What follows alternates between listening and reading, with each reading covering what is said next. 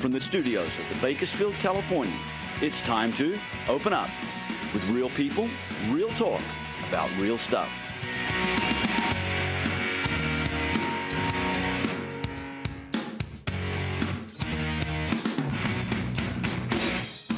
And now, a special welcome to our friends throughout California, across the nation, and around the world to this week's edition of Open Up. Hey, good morning, everyone. This is Open Up. I'm Tina Miller. And I'm Don Clark, and we're your favorite pair on the air, and just so glad to be with you. And a special shout out to folks back in Washington, D.C. We know we've got viewers there, and very glad to have you tuning in. Yes, thank you so much. And thanks to our dear friends, Chuck and Wendy Noss at Nature's Fruit Market and Juice Bar, Don. Doing it again for us. I've heard a few people talking about a little dry throat and something going on. This is Killer C, and it has everything vitamin C to help get your health back. And this is popcorn. Oh, yes, this is popcorn, and the popcorn is gluten-free. Which I didn't know you had popcorn with gluten-free, and what's gluten anyway, so.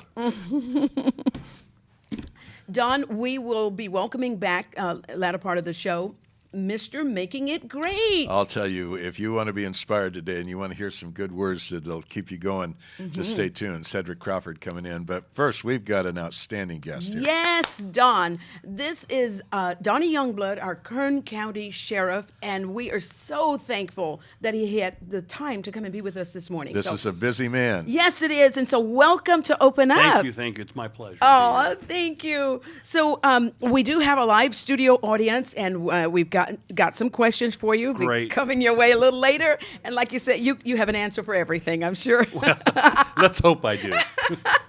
So tell us, give us just a history of the Kern County Sheriff's Department. Well, interestingly enough, this will be our 150th year of being a sheriff's office. In fact, we are doing a commemorative book and a badge for the 150th year. And I wasn't here in the beginning. People think I was, but I wasn't. But I've been in the organization. This is my 39th year of being in the sheriff's office, and so pretty proud of the work they do and the men and women in the organization. We're a large organization of about 1,300 employees. Of course, we run the jails, civil, bailiff, outline. We have 13 substations in our county. Our county is 8,100 square miles, so it's a very large geographic county. What does that compare to? I've heard it's about the size of 4 New England states. Well, if you took Connecticut, Delaware, and Rhode Island and combined them, we would be larger. We are the same size as the state of Israel. And how interesting. Yeah, it's a very large county. When you get back on the East Coast, counties are 300 or 400 square miles, and we're 8,100. And we're only the third largest in California. Oh, really? Now, I heard you say, there's going to be a commemorative, book and a badge. Yes. Now, is that only for law enforcement? It is. Oh, okay. The book, I think, might be available to others, but the law doesn't allow us to sell badges to anyone. But we're making the badge similar to the old badge of 50, 80 years ago, of one I just saw a few minutes ago. I was going to say. In the possession of someone you know very well. And that badge was back from the 1939 era. So it's really... I wish we had it here to show. Oh, they're beautiful. They're absolutely beautiful. Yes. When I saw it, he's talking about my husband's father. He was a Kern County deputy sheriff, and he was badge number 9. We talked about that, badge number 9, and it is so beautiful. Yeah, they are. When I saw it, I thought it was pure gold. I thought it was. Well, they're gold plated, and but they're very expensive to make. Ooh. And we want one. We have one.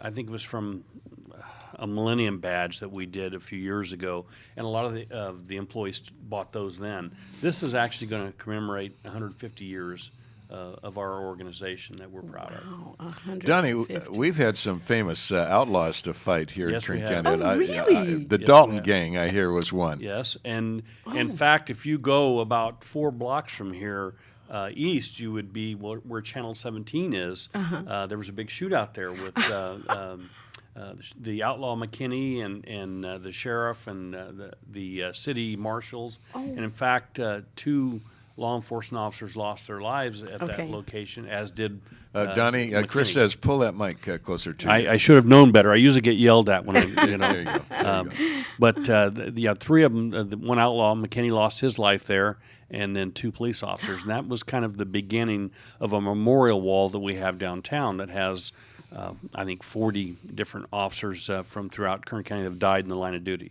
Wow. Right there in front of KGET. Right there in the alleyway. That was the Joss house, and that's where that shootout occurred. Some others, Donnie, the Dalton gang, they were train robbers. Yes, yeah. If you go way back, you can. We had train robbers. We had sheriffs that patrolled on horseback, and the outlaws traveled many miles from various states to travel through Kern County by horseback. So it was a different era, but the fundamental issue of law enforcement is exactly the same today as it was then. It's just a little different approach when you're on horseback, of course. Well, your department has. I've tried it. It doesn't work out well. I mean, I have a horse, but it. But you do have a posse. Oh yeah, I have a sheriff's posse. Tell us about that. In 2011, we rode in the Rose Parade in Pasadena, and it was a pretty exciting time for us. And they're all volunteers. And what the sheriff's posse does, they ride in parades to represent the sheriff's office, and then they raise money for children. And like at the fair, there'll be a underprivileged children day, and they will be out there feeding kids and doing the things that we all know is important in our community.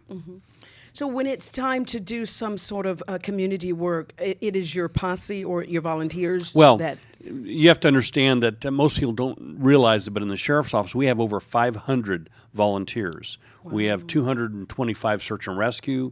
We have reserve program. We have a citizen service unit. We have explorers. So we have a very large contingent of. We have citizen service unit, which is a really interesting program.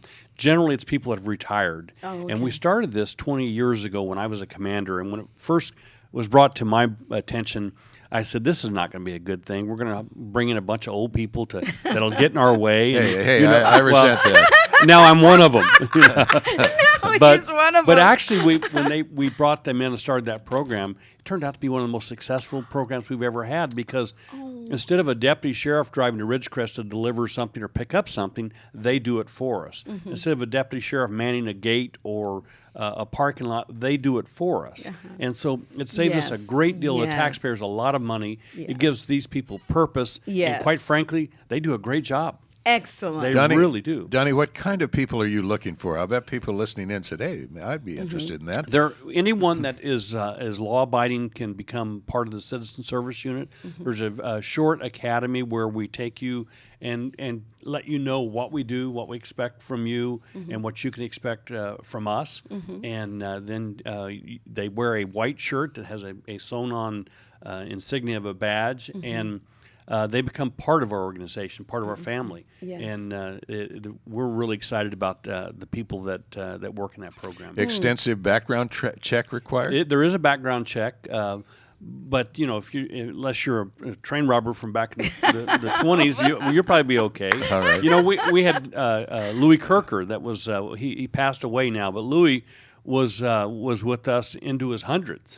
Oh, I heard about that. And he just did great work for us, and he was a symbol of what can be done. Yes. When you get older and you retire, doesn't mean you need to quit living. Right. And it's excellent. Really important because it gives them purpose. Yes. And I think the worst thing that we can do is retire and sit at home and wait to die. And quite frankly, you've got a lot of life left, and we like to utilize that time. Well, you've got a lot of life in you, Donnie. When we come back, what I want to do is interesting the history of your department, but I want to hear the history of Donnie Youngblood. Okay. And what brought you to law enforcement, what keeps you in law enforcement. All right. On the question list, exactly. And we do have some questions from the audience. So, yes, all right. Absolutely.